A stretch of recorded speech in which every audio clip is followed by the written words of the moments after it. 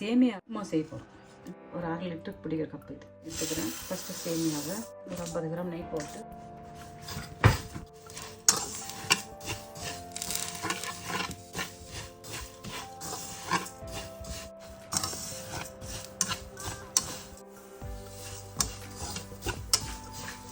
போதும் வறந்தது. நம்ம இதை எடுத்து வச்சுட்டு இப்போ நம்ம தாளிக்கலாமா? எடுத்து ஒரு பாத்திரத்தில் மாற்றிட்டு நம்ம தாளிக்கலாம். எண்ணெய் அழகாக வறுத்துட்டு நம்ம எண்ணெய் ஆட் பண்ணிக்கலாம். திட்டமாக கடுகு உளுத்தம் பயிர் ஆட் பண்ணிக்கலாம். எண்ணெய் காஞ்ச உடனே கருவேப்பிலை போட்டுக்கலாம். கொஞ்சம் பொடியாக நறுக்கி வச்சு இஞ்சி சேர்த்துக்கிறேன். நான் அதுக்கு இஞ்சி சேர்த்துக்கிறேன். காரத்துக்கு ஏற்ற மாதிரி பச்சை மிளகாய் சேர்த்துக்கிறேன். அளவுக்கு கடலைப்பருப்பு சேர்த்துக்கிறோம்.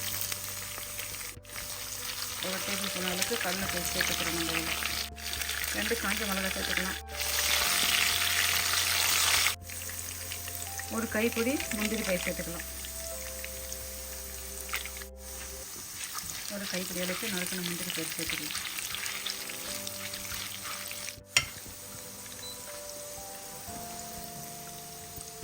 நறுக்கிய வெங்காயம் காய் சேர்த்துக்கலாம். ஒரு பெரிய சைஸு நறுக்கின வெங்காயம், ஒரு வெங்காயம் போதும்.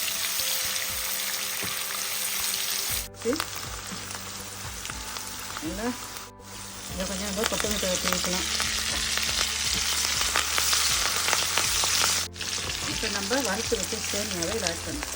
வறுத்து வச்ச சேமியா போட்டுட்டு இதை அப்படி கொடுக்கணும்.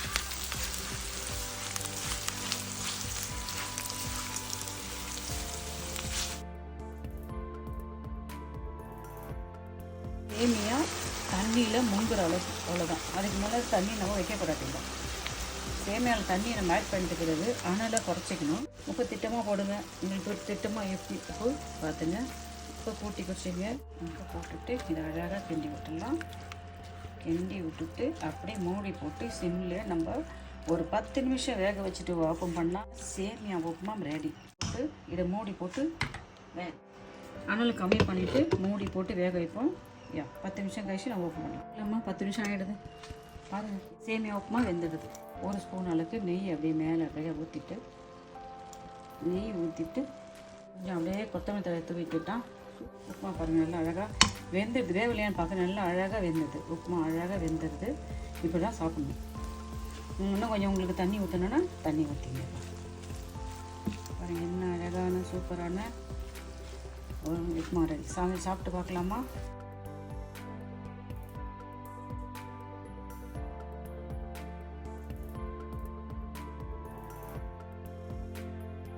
சுவையான சேமியா உப்புமா செஞ்சிட்டோம். நீங்களும் வீட்டில் இந்த மெத்தட் ட்ரை பண்ணி பாருங்கள். பிடிச்சிருந்தா லைக் பண்ணுங்கள், ஷேர் பண்ணுங்கள். பாய். தேங்க்யூங்க.